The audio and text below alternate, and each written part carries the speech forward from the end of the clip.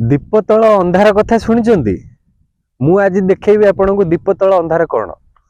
File भितर उन्नति आउ विकास आउ समृद्धि ए सबू देखा होउची। रूरल डेवलपमेंट आमर ग्रामीण उन्नयन विभाग अंडर रे जो काम चली दीपतल अंधार जो उदाहरण रही पूरा युक्तियुक्त से आपन देखुं मु बर्तमान सारू पंचायत हिंजिली ब्लॉक सारू पंचायत रे अच्छी एथिरे प्राय 5 कोटी टंकार गोटे प्रोजेक्ट गोटे रोड काम चली केते निम्न मानर काम होईची। आसनु मु आपन को प्रथम गोटे उदाहरण देखेबी। ए आपन देखि परथुवे रोड साइड रे सबु माटी दिया जाईची। ए मोरम पई बोलिकरी अलगा टंका व्यय बराद करा जाईची। मोरम पई जदी अलगा टंका व्यय बराद करा जाईची ताले रोड साइड रो आपन देखुते केते खाल होईची। ए रोड साइड रो एते खाल करिकरी ए माटी रोड साइड रे देबार कोन कारण युक्तियुक्त एको को अधिकारी अनुमोदन करिसेंती किए याकू सैंक्शन करिसेंती किए याकू अप्रूवल देइसेंती आ क्वालिटी चेक पई किए आसुसेंती जेई केते थरा आसेंती केते थरा चेक करिसेंती ए सब माने गोटे डीप इन्वेस्टिगेशन हेबा दरकार। आ ए जो कॉन्ट्रैक्टर अछंती ये आगुरु एई गां रे सारू पंचायत रे गोटे इरिगेशन डिपार्टमेंट रो गोटे बंध काम करथिले। ए पाखरे गोटे हाफ किलोमीटर दूर रे से बंध अछि। मु आपन को से बंधर विजुअल भी दे देबी। सेथिरे से काम करचंती जे एई निम्न मानर काम करचंती।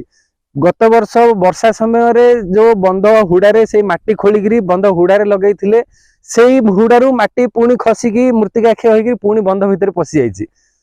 किंतु तथापि आपण माने देखुथिबे से कॉन्ट्रैक्टर को अहेतुक अनुकंपा ए माने एते अनुकंपा आउ किए जदि हेइथांता जदि ठीक ठाक जदि कार्यानुष्ठान हेइथांता तांकर लाइसेंस रद्द हेइथांता तांको ब्लैक लिस्ट करा हेइथांता फाइन पडिथांता तांको ऊपर एफआईआर हेइथांता अनेक किछ हेइ परिथांता। किंतु आपण तांको देखुथिबे तांको पुरस्कृत करा जाउची गोटे पर गोटे डिपार्टमेंट तांको अलग अलग काम भी दउछंती। आपण देखुछन से बंधरे से काम करचंती सी तापरे से हाथ गुंजा देइथिबे निहाती नहले काहे कि तांकर आखि बुझी दैथांते अधिकारी माने। ए देखुछन देख आपण देखुन साइड रे जो माटी देइचंती ए माटी गुडाक वर्षा हला परे पुणी खसिकी आसीबो कि न आसीबो ए माटीर क्वालिटी कोन आपण देखुथिबे। ए माटीर क्वालिटी कोन देखंदु ए माटीर क्वालिटी आपण देखंदु वर्षा हले कोन हबो यार माने याकू अप्रूवल के करचंती से जेई जी अछंती जो जंत्री जी अछंती से केते थर विजिट रे आछंती आ कोन देखिचंती से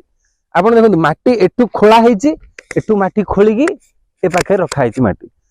ना कौन सी साइड वाल किछि दिया हेची ना माटीर किछि क्वालिटी अछि। मोरम एटा तो मोरम एकदम नरम माटी एटा बिल्लर बिल्लर माटी आपण देखुते जो पाखा पाखी जो एरिया अछि पूरा गछ पत्र सब लागिछि एगुडा होउछि पंचायत रो गोटे जंगल किस्मर जमी एको बण पहाड़ बोली कहउछन गां लोग। तथापि ए एरिया रो माटी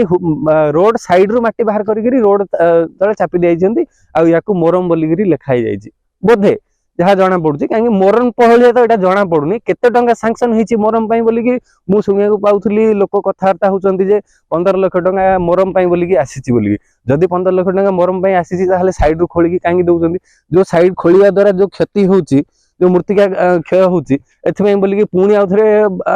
टंका व्यवहार हबो अलगा ये माने सरकारी धनर को भली अपव्यय होउछि तार आपण ज्वलंत उदाहरण फाइल रे आपण को फाइल रे देखंतु फाइल रे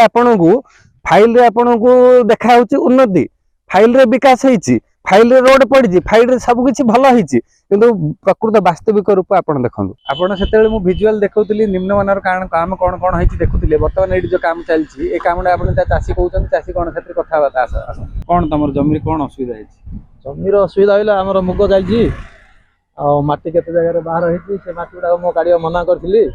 आ केते केते काटि दी केते केते अछि सेडा को ताके चिकण करियो ए देबे आ मुग चाष कथा कोन अछि मुग असुविधा मुग नष्ट हेची मुग देबे मुगर नष्ट देबिली कहछु आ माटी जो खळा हेची माटी कामणा कोन कहथिले असुविधा माटीडा को एक यार माटी तो नाउ तो मना करछि एपटा हमर छपा हो सेडा को जहा नै जदी बेसी ये करिगिरी नै जदी ऑपरेटर सुनलेनी आ तांकर पंडा उदरे में कथा हिने कथा हिगिरी कोन कहि तांके ताको धरिगिरी बंदोबस्त करिए काम क्लियर करके देबे न हले कोन करिए ना लागो पदक्षेप नेबी आउ कोन पदक्षेप न कोन जहाँ देखिए आलोचना करिया तार काम को प्रकार कोन नहीं जो आपनकर जो कहउछन जमी आपनकर को पर्यंत अछि को पर्यंत जाईची बोली सेडा आपण मार्किंग केम दिगो जमी तो जाईची हां जमी प्रकृत रे जाईची किंतु जति की जिबा कथा सेति जाईमी ताडो अच्छे से जाईची ହେଲେ ଆପଣ ମାର୍କିଂ କୋଉ ଭଳିଆ କରିଲେ ଡିମାର୍କେସନ ପାଇଁ କହିଥିଲେ କି ଜାଣିଲେ କେମିତି ଯେ ଆପଣଙ୍କ ଜମି ଭଲ ଡେମାର୍କେସନ ଲାଗିବ? ପାଇଁ କୁହା ହେଇନି, କହିଲେ ତାଙ୍କେ ଆସିଥାନ୍ତେ, କିନ୍ତୁ ମୁଁ ଭାବିଲି ହଁ ଯାଉ ଫୁଟେ ଦି ଫୁଟ ଗଲେ ଯାଉ ପଛକେ ରାସ୍ତାଟା ଉନ୍ନତି ହଉ। ଦେଖିଲା ବେଳକୁ ଜମି ଅଧିକ ଜାଗା ଯାଉଛି ଏବେ। ଏବେ ସମାଧାନ ଗଛର କଣ? ଗଛର ଏଡ୍ଜରେ ଶଙ୍ଖ ରହିବା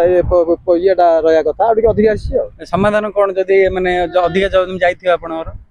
ଅଧିକ ଜମି ଯାଇଥିବ ତାଙ୍କ ସହିତ ମୁଁ କଥାବାର୍ତ୍ତା ହେବି, ତାପରେ କଣ କରିବି।